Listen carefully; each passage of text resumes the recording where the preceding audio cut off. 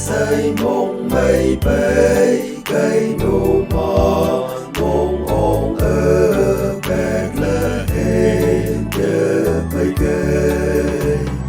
quang đang lâm bu ong và bu tơ lầy cây tơ mòn y tơ khương cây tơ mòn y tơ khương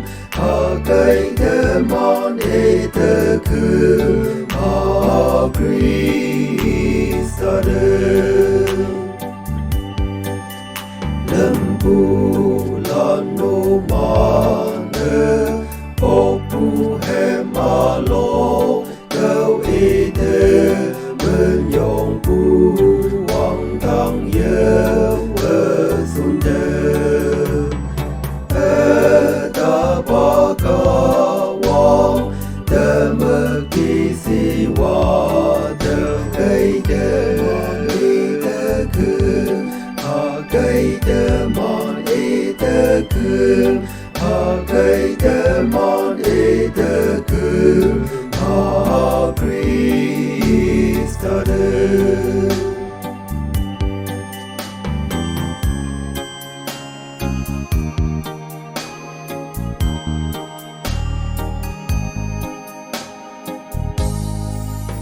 dùng quan và tu mòn nong men yong ya bai o chi su chen de nong de yi tâm pa ti ba ngo wa sa a mai me ngai nong ki kai de ku cây tơ mòn e tơ khương cây tơ mòn e tơ khương Christ ô đừng lạc phù lan xây mong mây bay cây nô mòn mong ong Bethlehem giờ bay cây